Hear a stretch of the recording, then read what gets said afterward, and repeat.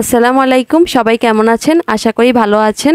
আজকে আমরা আবার নতুন একটা ব্লগ নিয়ে হাজির হয়েছি। আশা করছি ব্লগের লাস্ট পর্যন্ত থাকবেন এবং লাইক আর কমেন্ট করতে ভুলবেন না। আসসালামু আলাইকুম। আজকে বাইরে ভীষণ বৃষ্টি হচ্ছে, তো ভাবছি এই বৃষ্টির দিনে আজকে আর রুটি বানাবো না, তো আজকে একটু গুড়ের পায়েস খেতে ইচ্ছে করছিল, তাই গুড়ের পায়েস বানাচ্ছি। তো রুটির বদলে আজকে গুড়ের পায়েস দিয়ে আমরা আজকে সকালবেলা নাস্তাটা সারবো। আমরা যখন ছোট ছিলাম তখন আম্মু বেশিরভাগ সময় এটা রান্না করতো, কারণ এই খাবারটা আব্বুর খুবই পছন্দের। কিন্তু এখন আম্মু একটু কম রান্না করে, জানি না কেন আম্মু কম রান্না করে। আসলে এখন মিঠাইয়ের দাম অনেক বেড়ে গেছে, নারিকেল দামও বেড়ে গেছে, এই জন্য তেমন একটা রান্না করা হয় না। আর এই জিনিসটা রান্না করতে হলে সবসময় খেজুরের গুড় প্রয়োজন হয়। গুড় তো এখন আমাদের দেশে স্বর্ণে পরিণত হয়েছে, যেহেতু আমাদের বাংলাদেশে গুড় অনেক বেশি পাওয়া যায়, কিন্তু আমরা পাই না, কারণ আমরা একটু টাউন এলাকায় গুড় বেশি পাওয়া যায় না, আর পেলেও ওগুলো নকল গুড়। হ্যাঁ, অতটা আসল গুড় তো আমরা খেতেই পারিনি, কবে আসল গুড় খেয়েছি সেটা আমার মনেও নেই। তো যাই হোক, তারপরে ওই নকলটা দিয়ে আমরা চালাই দিই আর কি। আমি বাড়ির থেকে আসার সময় আমাকে বলেছিলাম যে আম্মু কিছু গুড় এখান থেকে আমরা কিনে নিই, আম্মু পরবর্তীতে ভুলে গিয়েছিল। হ্যাঁ সত্যি, আসলে বাইরে থেকে অনেক জিনিস এরকমভাবে আসল জিনিসগুলো আনা যায়, আমাদের বাড়ির পাশে এগুলো তৈরি করে, কিন্তু আমি ভুলে গেছি আনতে। হ্যাঁ, আর এখন আম্মু দিয়ে দিচ্ছে দুধ। দুধ দেওয়ার কারণে এটা টেস্টটা আরও বেশি বেড়ে যায়। এখানে আমার মনে হয় নারকেলের দুধ ব্যবহার করলে বেশি মজা হতো। না, যেহেতু নারকেলের দুধ আসলে ব্যবহার করলে মজা হতো ঠিক আছে, কিন্তু নারকেলের দুধ ব্যবহার করব কিভাবে বলো? নারকেলের যে দাম, তার চেয়ে দুধ খাওয়া অনেক ভালো। হ্যাঁ, নারকেলের অনেক দাম। আর এখন দেখেন আমুর পায়েসটা কি সুন্দর তৈরি হয়ে গেছে, গুড়ের পায়েস। আচ্ছা, গুড়টা তুমি কি গুড় ব্যবহার করেছো? এখানে খেজুরের গুড় ব্যবহার করেছি। ও, এখানে আম্মু খেজুরের গুড় ব্যবহার করেছে। আপনারা চাইলে আমাদের যে অন্য সাধারণ গুড় আছে ওটা ব্যবহার করতে পারেন, কিন্তু টেস্ট বেশি ভালো হবে না। আর এখানে দেখেন পায়েসটা কতটা সুস্বাদু দেখতে লাগছে। আমি বলছি আম্মু তুমি সবার প্রথমে আমাকেই দাও, আমি আগে টেস্ট করি। আম্মু সব খাবার আমি প্রথমে টেস্ট করি। আসলে ওই আমার পাশে পাশে থাকে সব সময়, আর খাবারের টেস্টটা বেশিরভাগ ওরই করা পড়ে, তো ও আগে প্লেট নিয়ে হাজির হয়ে গেছে যে আমাকেই আগে দাও, আমি আগে টেস্ট করি। কিন্তু আম্মু বলেছে তুমি এখন গরম গরম খেও না, গরম গরম এটা মজা লাগে না, এটা আমি আধা ঘন্টা ফ্রিজে রেখে তারপরে খেয়েতে, তাহলে অনেক বেশি মজা লাগবে। কিন্তু না, আমি খাবো, এটা কেমন দেখতে খেতে হয়েছে। পরে আমি খেয়েছি, অনেক মজা লেগেছে। এরপর আম্মু এটা ফ্রিজে ঢুকিয়ে রেখেছিল আধা ঘন্টার জন্য। হ্যাঁ, তারপর আধা ঘন্টা পরে ফ্রিজ থেকে বের করে সবাইকে নাস্তাটা দিয়ে দিলাম। আর খাওয়া দাওয়া সেরে আমি একটু বাজারে গিয়েছিলাম, বাজার থেকে কিছু সবজি নিয়ে এসেছি। আম্মু তুমি ফুলকপি নিয়ে এসেছো? ফুলকপি তো আমার অনেক বেশি পছন্দের। আমার তো আজকে সকালেই ফুলকপি খাওয়ার মন করতেছিল, আর তুমি এখন নিয়ে আসলা। হ্যাঁ সত্যি বলেছো, তোমার এই ফুলকপি আনতে গিয়ে আমার 12টা বেজে গেছে, এত দাম। হ্যাঁ, ফুলকপির দাম এখন বেড়ে গিয়েছে, কারণ সিজন নেই যে এখন, এই জন্য। আর এরপর আমি আম্মুকে সাহায্য করছিলাম এগুলো রাখার জন্য ফ্রিজে। আম্মু ফ্রিজে রাখার সময় এগুলোকে আলাদা আলাদা করে পলিথিনের ভিতরে করে রাখে, এতে করে আম্মুর নিতে সুবিধা হয়। হ্যাঁ, এইভাবে রাখলে একটু সুবিধা হয়, যে জিনিসটা যেখানে রাখি সেটা সেখানেই থাকে। তো এখন আমি ফুলকপিটা রেখে দিয়েছি বাইরে, যেহেতু আমি এটা আজকে রান্না করব। আর কাঁচামরিচগুলো আমি এভাবে ফ্রোজিং করি সবসময় টিস্যু দিয়ে। টিস্যু দিয়ে ফ্রোজেন করলে আম্মুর মতে অনেক দিন কাঁচামরিচ থাকে, আর আমরাও দেখেছি যে অনেক দিন থাকে, একদম আপনার 2-3 সপ্তাহ পর্যন্ত কাঁচামরিচ ভালো থাকে।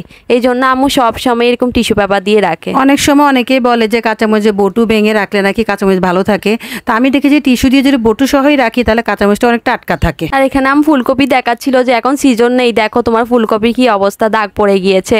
ফুলকপি এখন আর খাওয়া যাবে না।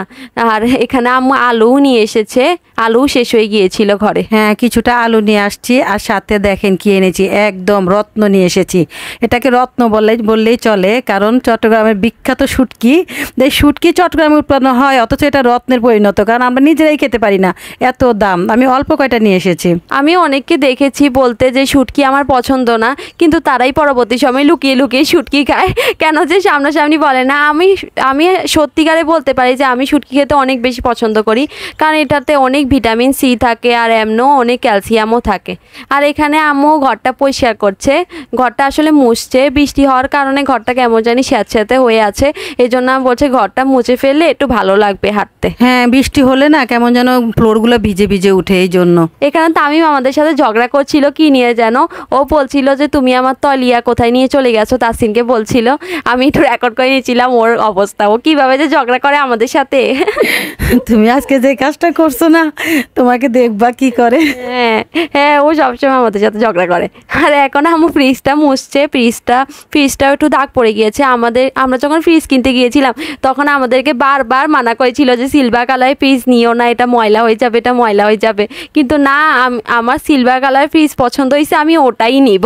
এখন ওটা নিয়ে তো কিন্তু বিপদে পড়িনি, ভালোই লেগেছে, কারণ ঘরে সিলভার কালারের ফ্রিজটা অনেকটা লাইটিং করে, অনেক সুন্দর লাগে আর স্ট্যান্ডার্ড লাগে, কিন্তু একটু ময়লা হয় আর কি একটু বেশি, এই জন্যই। হ্যাঁ, ধরতে গেলে প্রতিদিন আমাদের ফ্রিজটা একবার করে মুছতেই হয়, তা না হলে আমাদের ফ্রিজে দাগ পড়ে যায়। ফ্রিজ কেনার সময় আম্মু আমাকে নিয়ে গেছিল আর আমি এই কালারটা পছন্দ করেছিলাম, এই জন্য প্রতিদিন এখন আম্মু আমাকে এটাকে মুছতে বলে। আর এখন আমার ইচ্ছা করে যে আমি ফ্রিজটা নিয়ে বাইরে ফেলে দিয়ে আসি আর আরেকটা ফ্রিজ কিনে নিয়ে আসি, আর আম্মু বলে তুমি এই কালার পছন্দ করছো, এখন তুমি প্রতিদিন এটাকে মুছবা।